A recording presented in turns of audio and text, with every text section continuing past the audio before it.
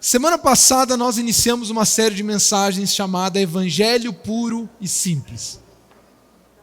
E o propósito dessa série, que eu creio que Deus gerou no meu coração, ele é dividido em alguns. O primeiro, infelizmente, como o próprio apóstolo Paulo alertava, já naquele tempo, quando a igreja ainda estava nascendo, ele já tinha que combater distorções do Evangelho.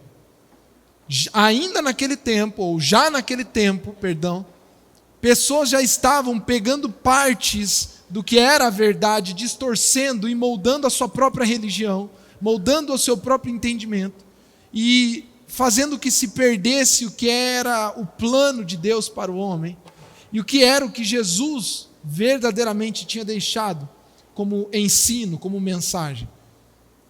Segundo, é que infelizmente nós estamos vivendo no pior momento no que diz respeito à pureza do Evangelho. Quanto mais o tempo passou na história, mais o Evangelho foi sendo distorcido e adaptado para as vontades humanas. A cada momento, cada um adotou, para que você saiba, existem mais de 6.000 religiões a partir da Bíblia, inclusive a Bíblia cristã, com distorções das mais diversas. Agora, qual é o Evangelho? Qual é a mensagem do Evangelho? Nós estamos vivendo num tempo, principalmente num país como o nosso, brasileiro. O brasileiro é um negócio esquisito, né? Não há ninguém no mundo como brasileiro, tanto no sentido positivo quanto negativo. O tal do brasileiro é único, é ou não é? E uma das coisas que nós temos quase que só aqui, é essa miscelânea, é esse sincretismo religioso, onde o cara é o seguinte, na segunda-feira, ele faz uma oração pro santinho dele lá. Na terça ele vai no culto da igreja evangélica. Na quarta ele passa no terreiro para entendeu? Na quinta ele vai conversar com o pai dele que morreu na mesa branca lá. Na sexta e na segunda de manhã ele tem que ouvir uma mensagem inspirativa do David Leonardo, senão ele não tem uma boa semana. E eu não tenho nada contra o David Leonardo, não é isso que eu quero dizer. Eu estou querendo dizer que ele atingiu tantas pessoas, e ele atinge pela graça de Deus, e vários têm se convertido, é que muitos acham porque ouvem ou assistem um vídeo 7 horas da manhã são cristãos. Não tem nada a ver. O Evangelho é outra coisa. O Evangelho não é, eu tenho uma playlist aqui do Spotify com louvores no meu carro. Não é sobre isso. O Evangelho nunca foi sobre o tipo de consumo que você tem para a sua vida, de música que você escuta, do que é que você assiste no YouTube, ou do lugar que você vai no domingo. O Evangelho é muito mais. O Evangelho é a mensagem de Deus para a humanidade. O Evangelho é a boa notícia de que o homem foi criado para um relacionamento com Deus. Essa foi a primeira verdade. De que o homem, por causa do pecado, está separado de Deus. De que só Jesus é a ponte e o caminho de volta para Deus.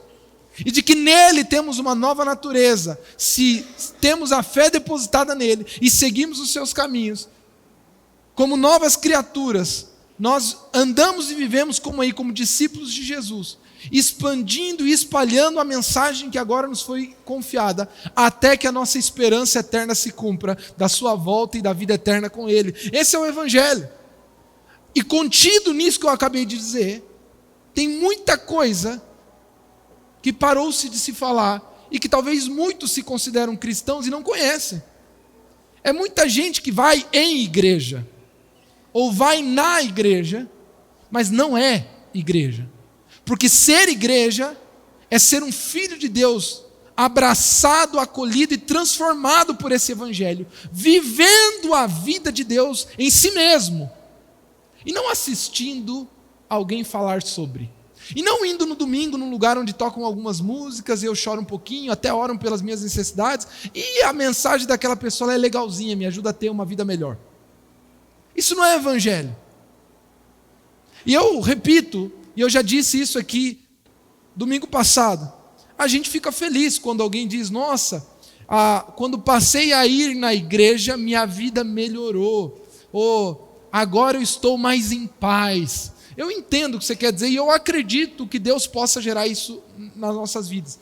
Mas a maioria das vezes que a gente escuta frases vazias como essas, a pessoa ela está experimentando algum tipo de satisfação pessoal que as coisas de Deus podem até proporcionar, mas é possível que ela ainda não conheceu o Evangelho. Ela gosta porque no domingo ela chorou, se emocionou e se sentiu encorajada para sair na semana e trabalhar e conquistar. Talvez ela se emocionou porque ela veio para o culto com um casamento mal e alguém orou por ela e o pastor pregou uma mensagem e ela acredita que o seu marido vai mudar e está tudo bem. Eu creio que o Evangelho pode nos proporcionar esse tipo de recompensas que afetam a nossa vida, mas o Evangelho é muito maior do que isso. O que é o Evangelho? O Evangelho é a boa notícia de Deus para o homem diante de uma realidade espiritual que foi ferida, machucada e que só Jesus pode resolver o problema do homem. O Evangelho precisa ser resgatado em nós, compreendido por nós, para que possa ser vivido de verdade e disseminado, não só com palavras que atingem o intelecto, mas com testemunho de poder da sua própria vida. Porque você não será somente alguém que entendeu o Evangelho. Você vive o Evangelho, foi transformado por ele e agora é um canal de Deus para abençoar outras pessoas. Quantos querem ser um canal de Deus para abençoar outras pessoas na sua vida? Amém? Só o Evangelho pode transformar uma vida. E diante dessa compreensão sobre o Evangelho puro e simples, sem acrescentar nada mais, nós aprendemos na semana passada que o homem foi criado para um relacionamento com Deus. Deus não queria uma religião, Deus não criou o cristianismo, Deus não queria que a gente fosse leitor de um livro, por mais que a Bíblia é a palavra de Deus. Deus não criou dogmas, liturgias, Deus não queria nada disso. Deus queria uma coisa com o homem, aquilo que ele fez no Éden, ele queria relacionamento. Nós fomos criados para um relacionamento com Deus. Esse era o propósito original e que foi distorcido, mas em Cristo Jesus nós temos novamente acesso ao Pai. E o relacionamento pode ser restaurado. Esse era o propósito. Essa é a primeira grande verdade do Evangelho. Segunda grande verdade do Evangelho é a que eu quero compartilhar hoje com você nessa mensagem. Diz assim, ou diga assim comigo: o homem está mergulhado no pecado. A segunda grande verdade do Evangelho é que sim, primeiro, Deus criou o homem para um relacionamento, mas algo atrapalhou esse plano. Algo rompeu esse relacionamento. E eu quero hoje com você, igreja, que você refletisse, você que está aqui, amigo, convidado, seja muito bem-vindo, mas eu quero hoje anunciar uma verdade que você não pode mais ser ignorante a ela. Lamentavelmente, uns mais conscientes, outros menos, o pecado tem governado a sua vida. Eu quero que nós leamos um texto para entender a dinâmica do pecado e como ele funciona em nós e como ele pode ser vencido. A única forma, na verdade, que pode ser vencido. Vamos lá para o começo, Gênesis capítulo 3.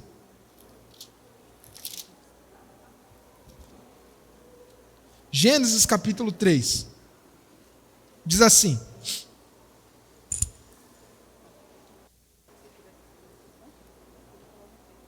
ora, a serpente era o mais astuto de todos os animais selvagens que o Senhor Deus tinha feito. E ela perguntou à mulher: foi isto mesmo que Deus disse?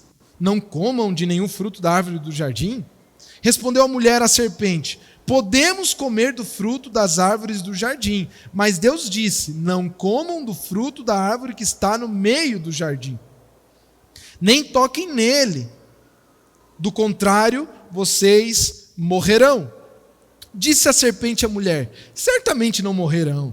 Deus sabe que no dia que dele comerem, seus olhos se abrirão, e vocês, como Deus, serão conhecedores do bem e do mal. Quando a mulher viu que uma árvore parecia agradável ao paladar, era atraente aos olhos, e além disso, desejável para ela se obter discernimento, tomou o seu fruto, comeu e deu ao seu marido, que comeu também. Os olhos dos dois se abriram e perceberam que estavam nus. Então juntaram folhas de figueira para cobrir-se. Ouvindo o homem a sua mulher, os passos do Senhor, que andava pelo jardim quando soprava a brisa do dia, esconderam-se da presença do Senhor Deus entre as árvores do jardim. Mas o Senhor Deus chamou o homem perguntando: onde está você? E ele respondeu: eu ouvi teus passos no jardim e fiquei com medo.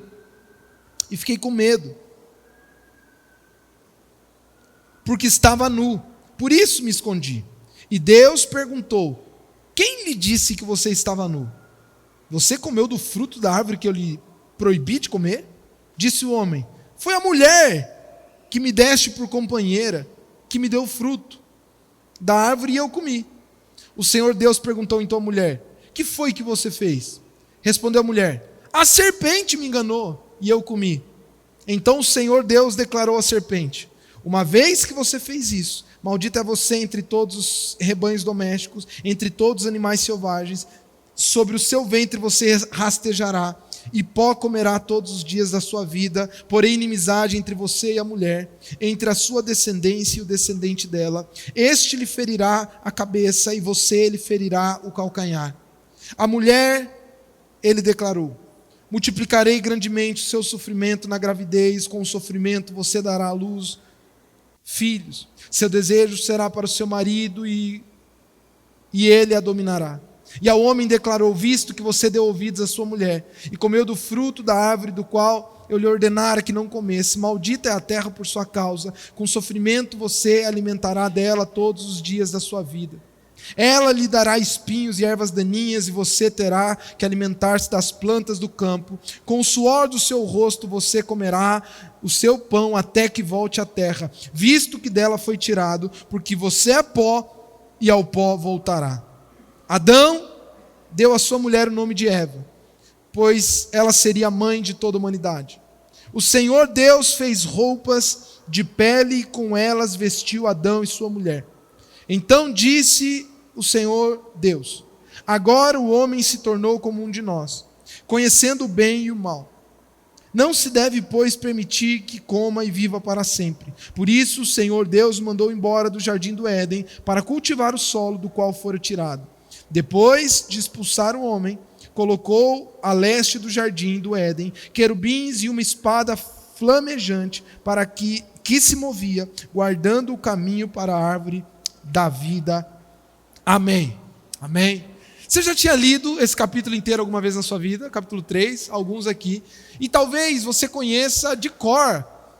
Ou simplesmente porque leu, ou porque simplesmente ouviu o ensino sobre isso, ou você fez parte de uma classe de crianças, onde uma prof pegou um flanelógrafo e tinha um Adãozinho com uma folhinha aqui tampando. Você lembra desde criancinha sobre a serpente, a maçã, né, naquela árvore, que na verdade nós não podemos, nem sabemos que tipo de fruto era, mas normalmente é ilustrado como uma maçã, e você tem no teu imaginário essa história. Talvez alguns de vocês aqui não acreditam nela literalmente, ou talvez alguns de vocês dizem que acreditam, mas lidam com ela como se fosse só uma metáfora, um mito, sabe, um tipo de história como em outras civilizações antigas haviam, para responder coisas que a gente não sabe responder. E aí a gente cria um mito. Essa é a explicação, inclusive, sobre o mito grego, o mito em todas as civilizações. Eram histórias que os antigos inventavam para dar explicações daquilo que eles não sabiam responder.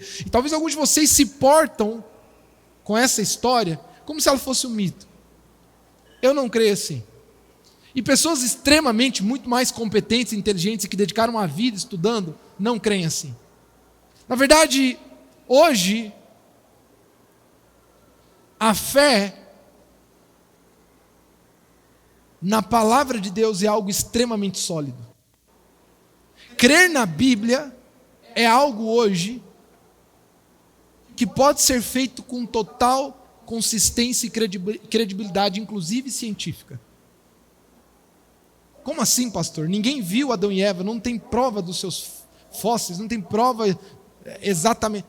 Meus irmãos, se você olhar para o texto bíblico, do início ao fim, do registro que nós temos hoje como civilização, do que é o cristianismo, e for fazendo engenharia reversa do que o que chegou até nós sustentou a convicção daqueles que chegaram até nós. Você vai indo um atrás do outro e você vai vendo que há uma consistência histórica, científica e provável, através de documentos, através de registros arqueológicos, através de testemunhas oculares, coisas que nós podemos crer com muito mais convicção do que outros tipos de fatos históricos, por exemplo, muito bem difundidos, como a existência de Sócrates, Alexandre o Grande, coisas muito menos documentadas, por exemplo, do que relatos bíblicos.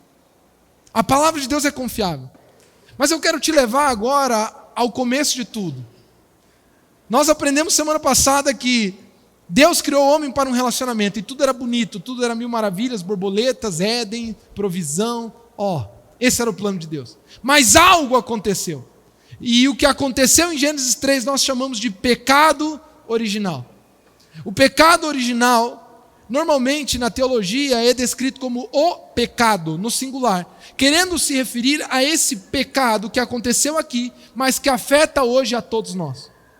O pecado é aquilo que Adão e Eva colocaram toda a humanidade condicionada a ele. E eu quero que você entenda o relato do pecado, porque quando entendemos o relato do pecado, entendemos o pecado em nós e como ele continua agindo, operando, e de que maneira isso afeta a nossa vida. E eu sei que não é o tipo de assunto atrativo numa igreja. Eu sei que você está se coçando para ir embora. Fala, papo chato, pecado, 2023. Para! Eu quero que você pense agora em um problema da sua vida que tira o seu sono. Pense em um.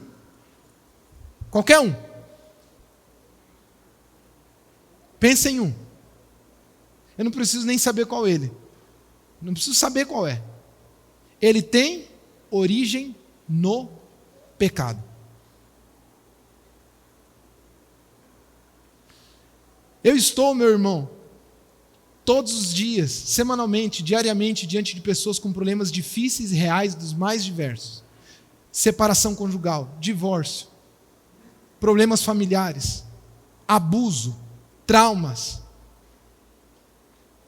briga entre sócios, roubo, divisão de herança mal feita e os irmãos agora não se falam. Um está de cara com o outro, um quer matar o outro, espingarda, tiro, porrada e bomba.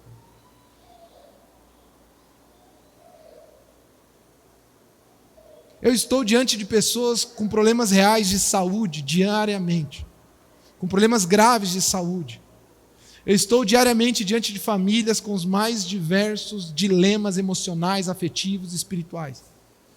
Semanalmente eu converso com pessoas com ansiedade, com depressão. Gente que hoje é escrava de medicação, de drogas as mais diversas. Eu estou diante de pessoas que o crime sequestrou o seu filho, que a droga trouxe morte para sua casa.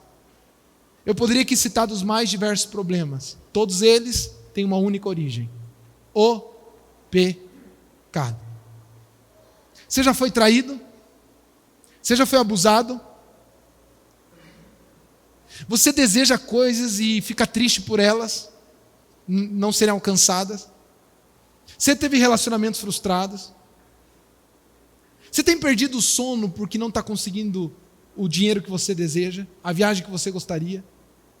Tudo isso eu poderia aqui ficar a noite inteira descrevendo os dilemas da nossa alma, das nossas emoções, da nossa vida. Todos eles têm uma única origem. Diga assim comigo: o pecado. O pecado. O pecado é o drama da alma humana. Eu não sei se você gosta de ler, mas eu te recomendaria ler. Ler é uma das melhores coisas que você pode fazer na vida.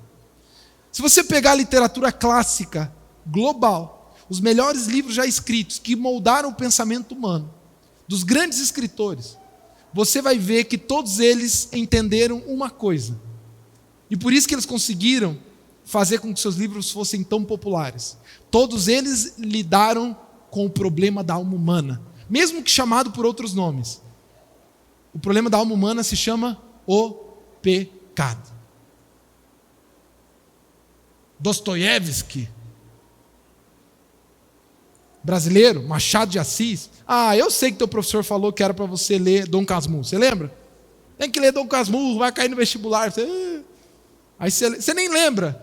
Talvez alguns não leram, não tem problema. Você não é mais inteligente, menos burro, porque até quem leu nem entendeu quase. Até quem leu você pergunta como é que era. Ele só lembra de uma coisa. Tinha um carinha chamado Bentinho. E ele tinha uma mulher chamada Capitu. E ele estava cismado o livro inteiro que Capitu tinha traído ele. E o livro termina sem saber o que aconteceu.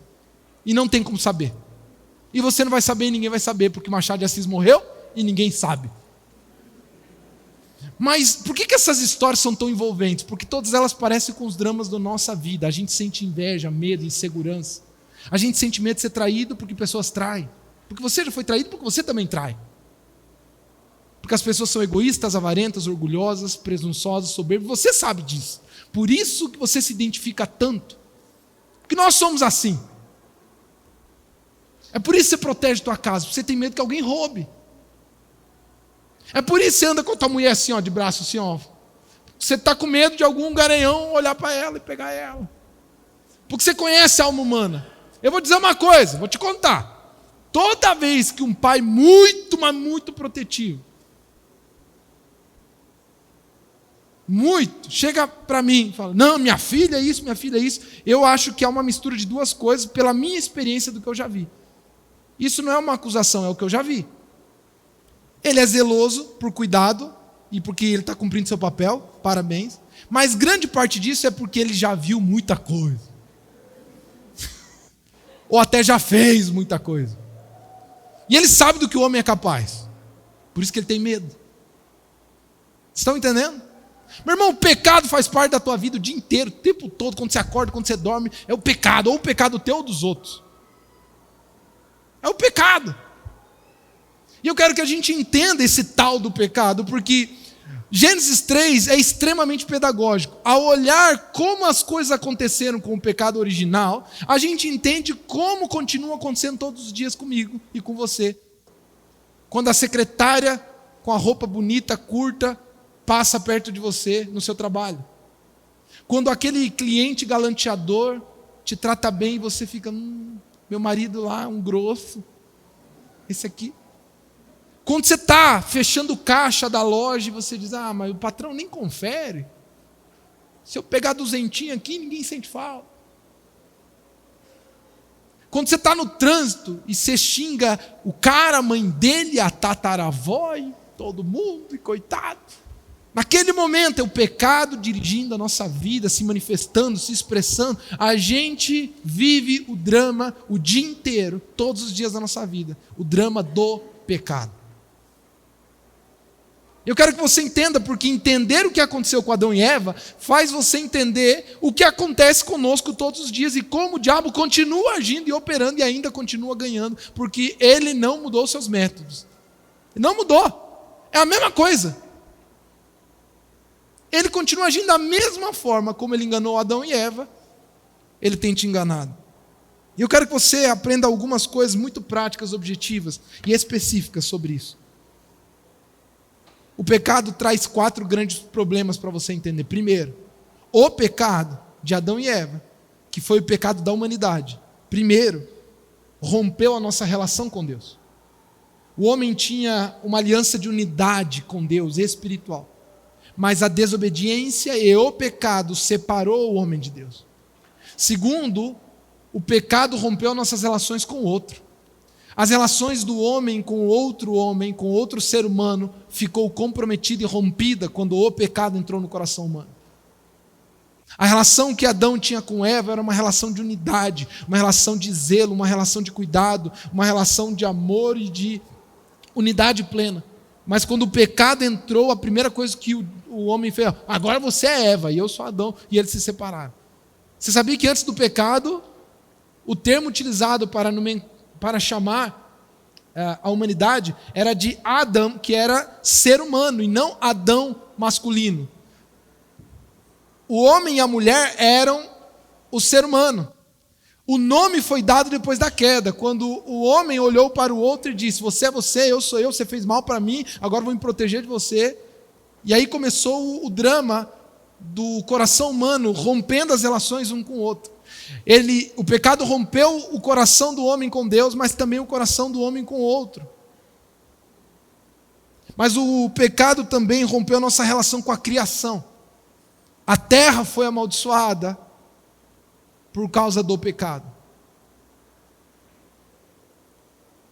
O pecado, ele estragou a relação do homem consigo mesmo.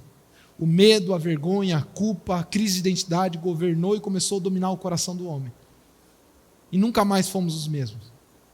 E por causa do pecado, chegamos aonde estamos. E vivemos o que vivemos, sofremos o que sofremos. Guerras, mortes, egoísmos, crises, das mais diversas na história da humanidade. É por causa de uma coisa: o pecado.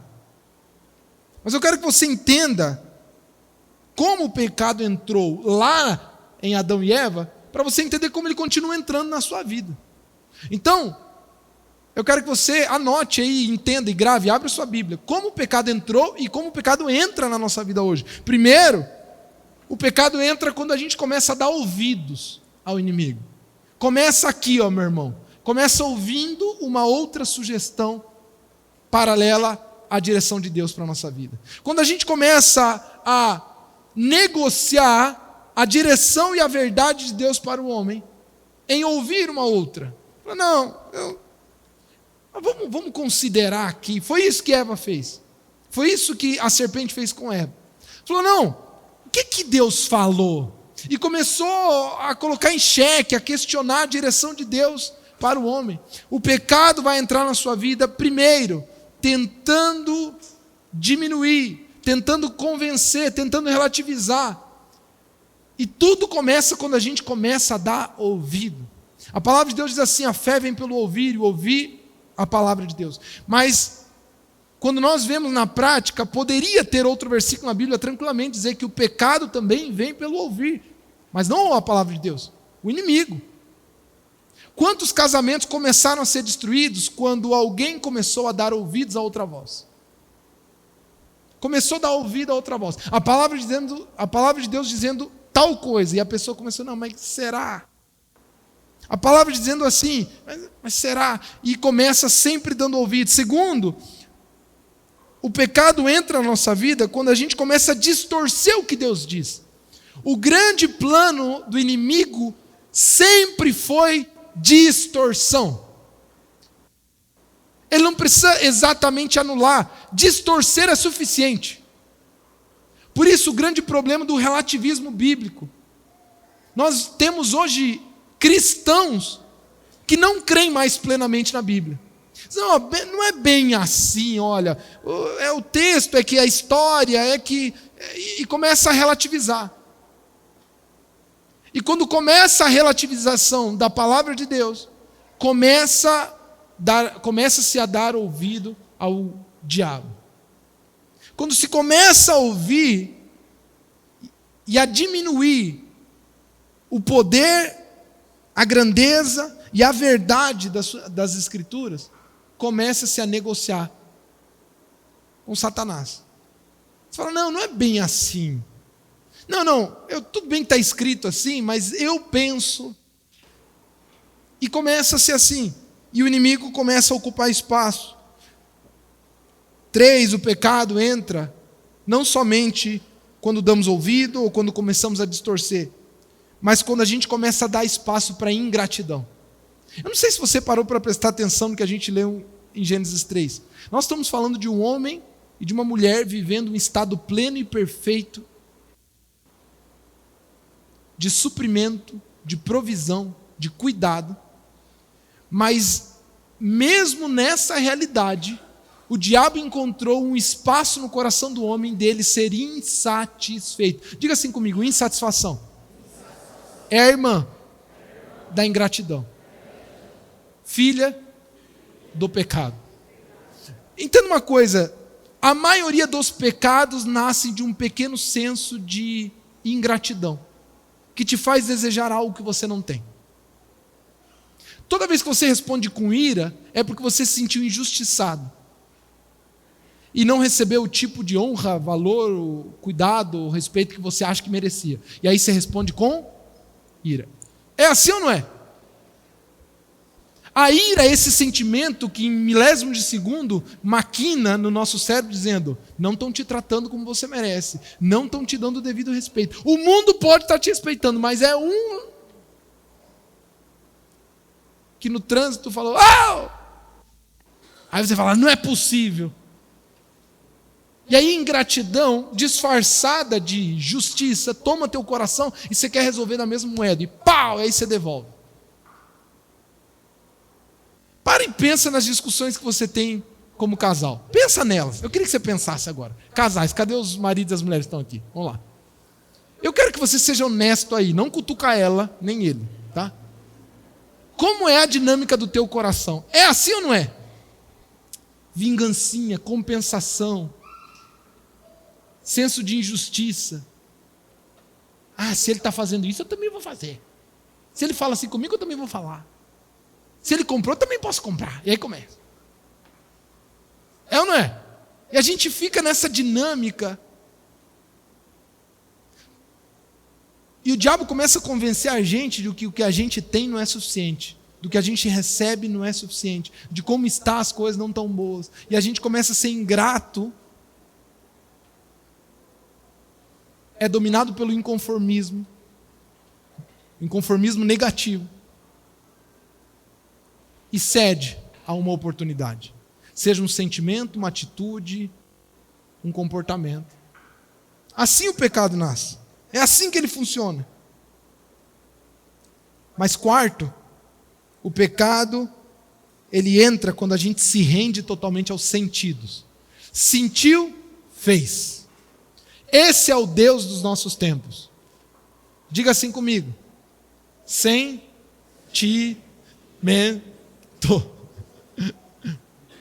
Já era a Xuxa na década de 90, assim, falando: siga o seu coração. E nessa hora ela estava simplesmente semeando, assim como o mundo. Não estou falando que a Xuxa é a culpada, né? Eu sei que você girava o disco ao contrário para ouvir a voz do capeta. Mas o que eu estou querendo dizer é que ela é um símbolo de uma geração que ouviu isso de todas as formas, com a música, com a cultura pop, com as novelas, de que o que você sentia é o que mais vale. A emoção nos governa. Você sentiu, fez. Você fala: não, eu amo a minha esposa, é com aquela lá foi só sexo. Quando é que essas coisas passaram a ter peso diferente?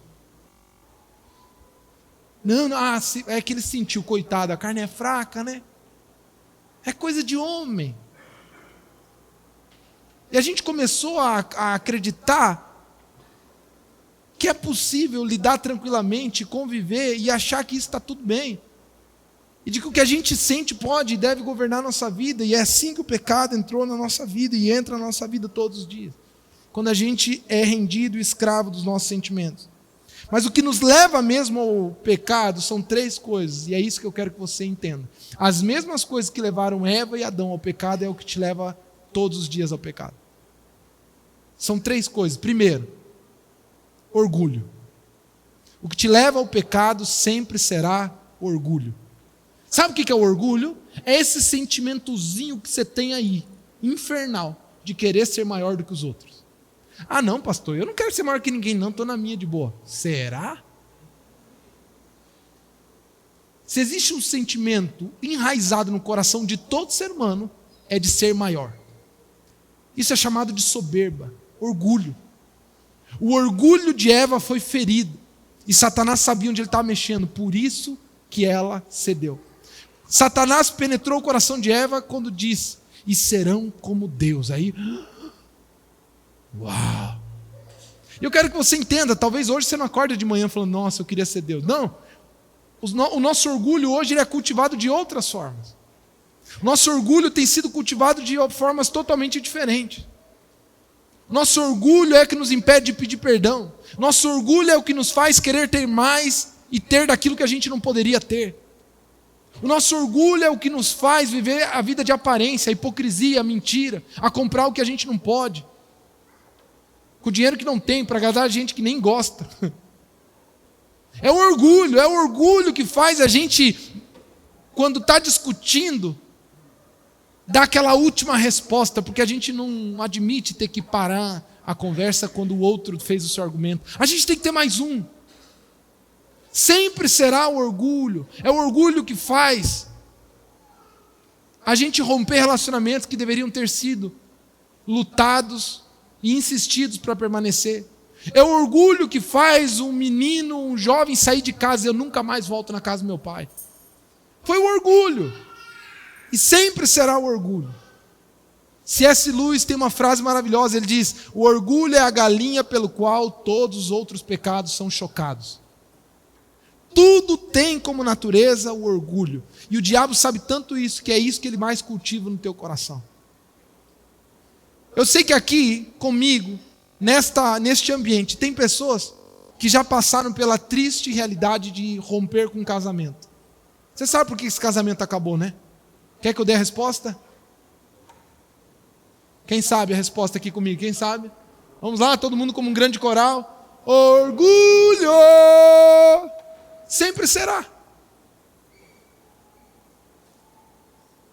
Inclusive, quando Jesus está falando literalmente sobre o divórcio, em Mateus 19, ele diz: por causa da dureza do coração do homem. Esse é o motivo pelo qual as pessoas se separam. Não é por traição, não é por infidelidade, não é porque eles têm incompatibilidade de gênio, não é porque não se dão ou porque o amor acabou. É por causa de orgulho. É por causa do orgulho. É o orgulho que faz o homem permanecer no seu estado de dureza, eu não preciso de Deus. Eu toco a minha vida, eu ganho meu dinheiro. É o orgulho. Algumas pessoas sabem, já é senso comum, que muita gente se aproxima de Deus em momentos difíceis. Sabe, a famosa frase: se não vem pelo amor, vem pela dor. E eu não quero aqui afirmar se isso é verdade ou não, se Deus usa do mecanismo da dor para trazer pessoas a Ele. Não é esse o meu ponto. O ponto é que, quando o homem está numa situação em que o seu orgulho está totalmente ferido e quebrantado, é natural que ele passe a considerar a possibilidade de que Deus pode ser a resposta. Mas enquanto o orgulho ainda está duro, resistente, intacto no coração do homem, ele não busca a Deus. Não busca. E é por isso que o teu relacionamento com Deus é tão fraco, tão distante, tão apático, e o pecado tem governado tanto a sua vida. Primeiro, porque você é orgulhoso. Eu sou orgulhoso. Porque a gente não reconhece quão pequenos somos, quão fracos somos, quão carentes somos, quão necessitados somos. A gente quer ter uma posição maior do que a que a gente tem. E seja lá com Eva no pecado original, ou como, por exemplo, com Saul e Davi, já representando uma humanidade já caída, o homem pode ter caminhos diferentes do que só o orgulho oferece. Um exemplo é Saul e Davi. Toda vez que Saul pecava, o orgulho fazia ele não reconhecer e não se quebrantar. Ele falava: foram soldados, ou não sei o que lá, e tal. Mas ele nunca dizia: Senhor, pequei. Davi fez atrocidades muito maiores por causa do pecado no seu coração do que o próprio Saul. Mas quando foi confrontado, a primeira coisa que ele responde, ele diz: pequei contra o Senhor. Eu não mereço a sua graça, a sua misericórdia. O problema do pecado, e é por isso que você ainda continua escravo da pornografia, é por isso que você ainda não tem seu casamento restaurado, é por isso que você ainda é tão indisciplinado com o dinheiro, ganancioso, avarento, inclusive tem caído na armadilha da desonestidade e da falta de integridade. É por isso que você é tão imoral, lascivo, cobiça aquilo que não é teu, olha para as mulheres como objeto, como produto, sexualizado o tempo todo, com uma mente toda deturpada e poluída. É por isso você, mulher, que é tão amargurada, rancorosa, vingativa, irada, briguenta, rixosa, por causa do orgulho. É por isso que nós somos assim. Se o pecado pudesse ter outro nome, ele se chamaria orgulho. Mas o orgulho tem um filhotinho, chamado egoísmo. O orgulho quer que a gente seja mais. O egoísmo quer que a gente seja só nós. Ó céus, ó vida, ó mundo, ó estrelas, sirvam-me. É isso que o o pecado gera em nós? Egoísmo. Ele não olha para nada e nem para ninguém a não ser para si mesmo. É por isso que esse homem, diante de uma família, precisando do seu tempo, da sua atenção, do seu cuidado, ele está preocupado em trocar as rodas do carro. Você entendeu? Porque ele é egoísta. É por isso que essa mulher é manipuladora, controladora e afeta a vida de toda a família para que as suas vontades aconteçam. É por isso que esses meninos, jovens irresponsáveis, ofendem os pais, as mães, desonram, pegam suas coisas e vão embora, se esquecendo de que uma vida foi dedicada de cuidado a ele. Sempre será o pecado. É o pecado. É o pecado que faz um homem ceder o seu coração para um relacionamento de infidelidade e destruir uma família, não pensando na esposa, nos filhos, nas gerações, nos traumas, nos bloqueios que virão. Mas ele queria ter uma experiência. É porque ele estava se sentindo muito sozinho. É que a mulher não estava namorando o suficiente. E ele se sente no direito de... É por causa do egoísmo. O pecado. O pecado destrói a nossa família, as nossas relações, a nossa casa. É o pecado que nos afasta de Deus. Mas tem por último, e não posso deixar de fora, é essa entrega rendida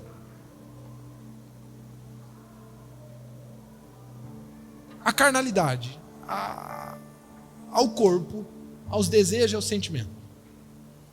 A terceira característica do pecado é o que o texto deixa muito bem descrito no verso 6. Diz assim: quando a mulher viu que a árvore parecia agradável ao paladar, era atraente aos olhos, e além disso, desejável para ela se obter discernimento, tomou o seu fruto, comeu e deu ao seu marido, que comeu também. É o pecado. Sempre nos seduzindo, sempre achando que, sabe? A gente olha no Instagram aquela outra pessoa e fala: nossa, que vida perfeita. E aí a inveja começa a dominar o nosso coração. A insatisfação e a ingratidão. A gente reclama com o nosso marido porque ele ainda não comprou uma casa nova para nós. E porque a gente ainda não foi para as Maldivas. Seu pobre.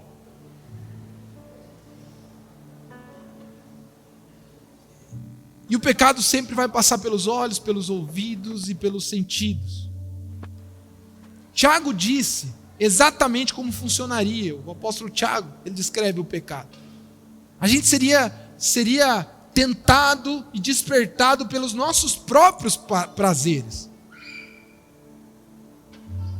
Tiago está ensinando que Deus não leva ninguém ao pecado. Na verdade, o que nos leva ao pecado é aquilo que já habita em nós, essa natureza caída.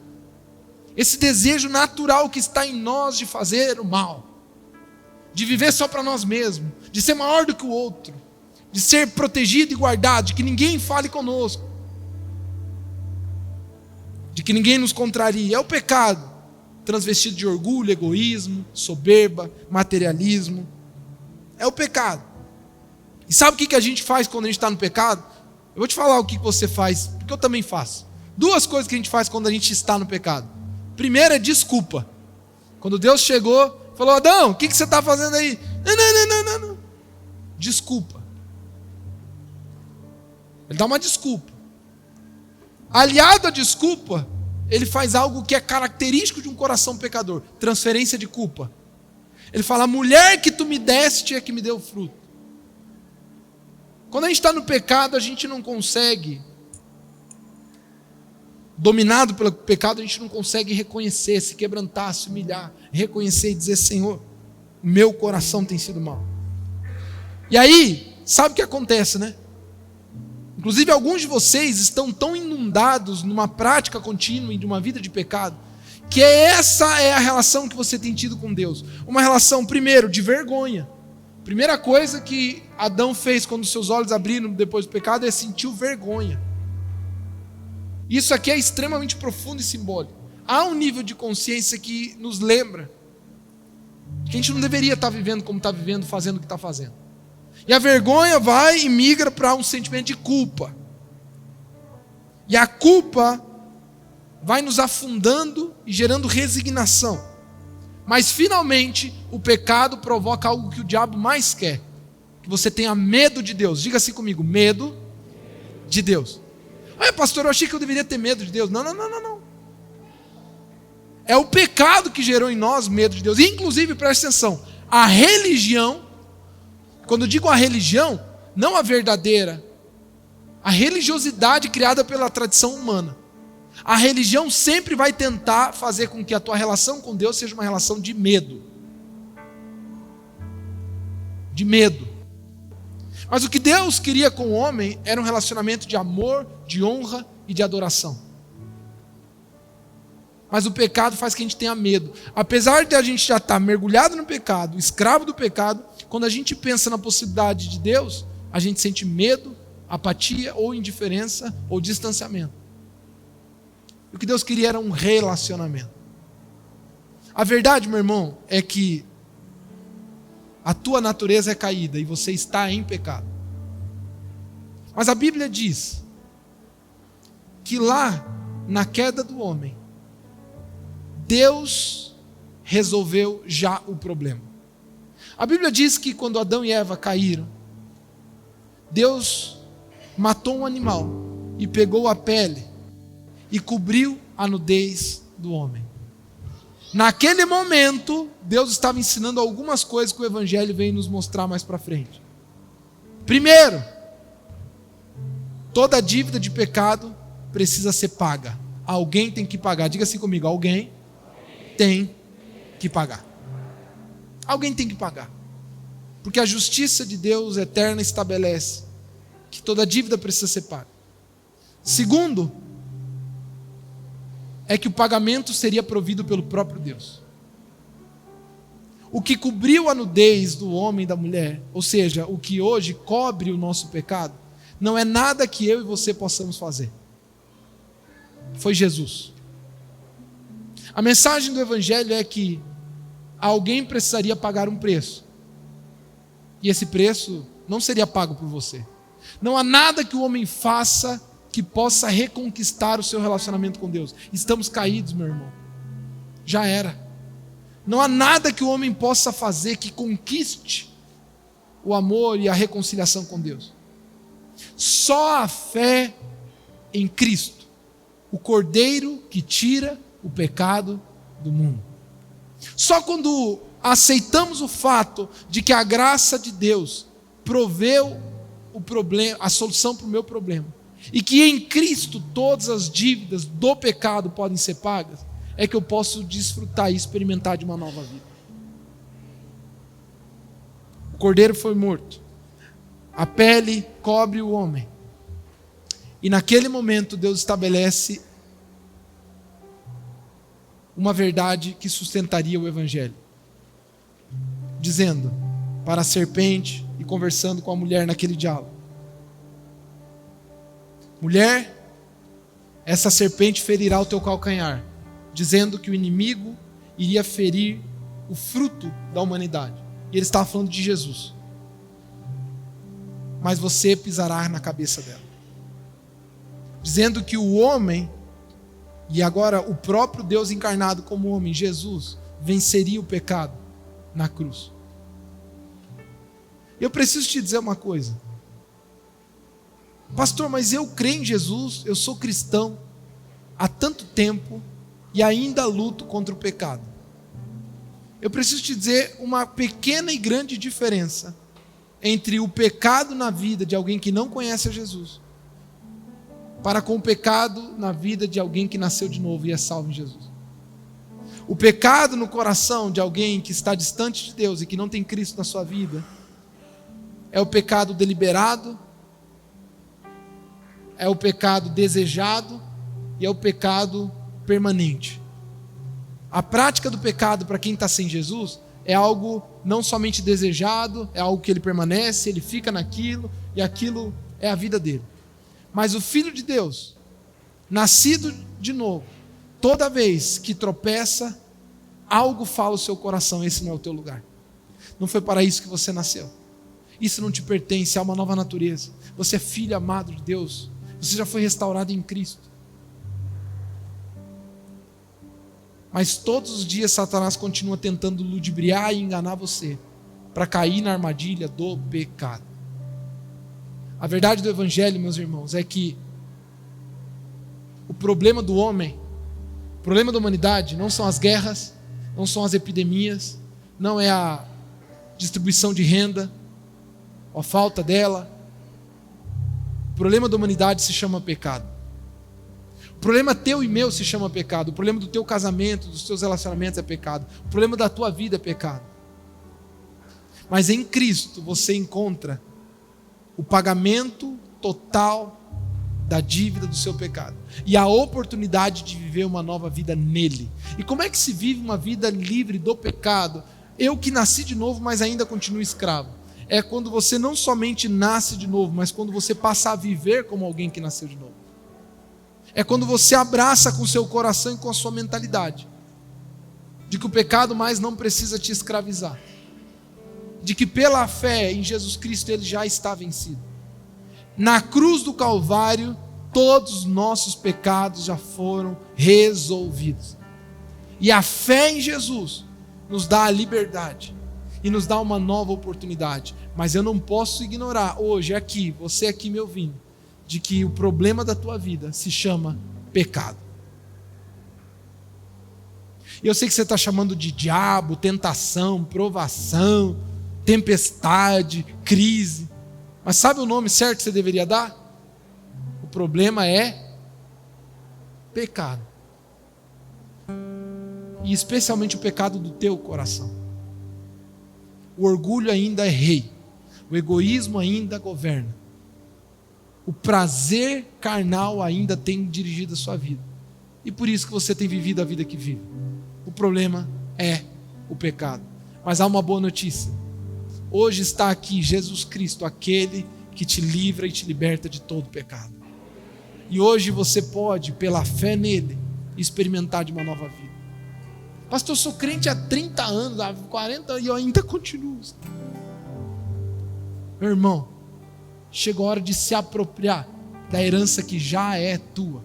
Porque o filho imaturo, mesmo sendo filho herdeiro, se não crescer, continua vivendo como escravo, diz Gálatas capítulo 4, verso 1. Eu quero te convidar a experimentar a liberdade, mas a liberdade não vem sem o arrependimento. Hoje é dia de arrependimento. Não tem jeito. Você não precisa de uma religião, participar de uma igreja que parece às vezes mais um clube para você, onde tem coisas legais, cuidam dos seus filhos, uma música que toca as suas emoções, programações de vez em quando. Não, você precisa de Jesus Cristo na sua vida. E o caminho ao Pai só é Jesus. Ele é o caminho, a verdade e a vida, disse ele. Ninguém vem ao Pai a não ser por mim. Mas o caminho a Cristo se chama fé. Fé mediante o arrependimento. Hoje é dia de você reconhecer o pecado no seu coração. Hoje é dia de você dizer, sou pecador. E o pecado é o que tem destruído a minha vida, o meu casamento, a minha família, o meu futuro. É o pecado que me levou aonde eu fui, que me fez fazer o que eu fiz, que tanto me envergonha. Enquanto você ficar dando outros nomes e não reconhecer que tem sido o pecado, você vai continuar na negação. Hoje é dia de destronar o inimigo, desvendando tudo aquilo que ele tem tentado maquiar. Nós vamos hoje dar nome correto às coisas. E o que tem nos prejudicado, nos afastado de Deus, destruído as nossas relações, se chama pecado.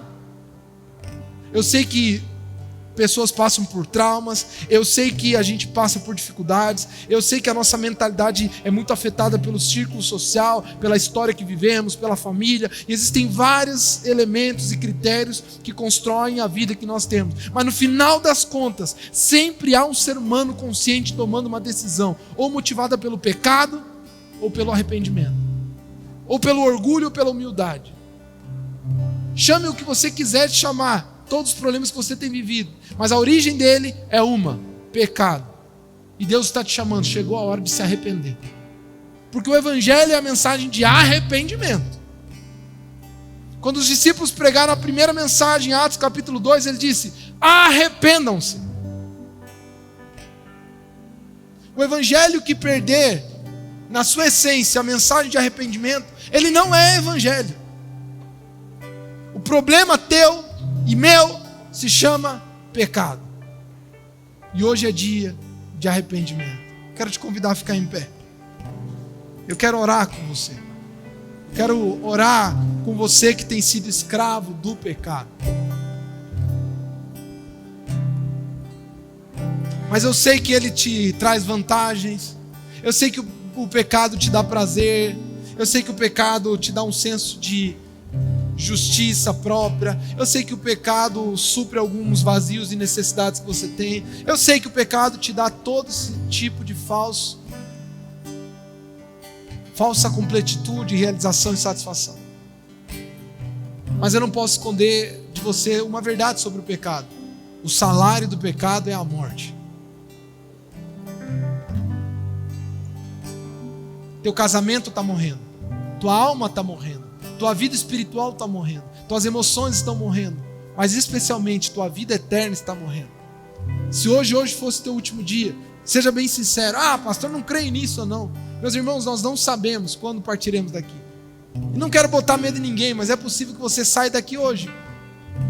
Alguém atravesse uma rua, você sofra um acidente e amanhã você não vai estar mais aqui.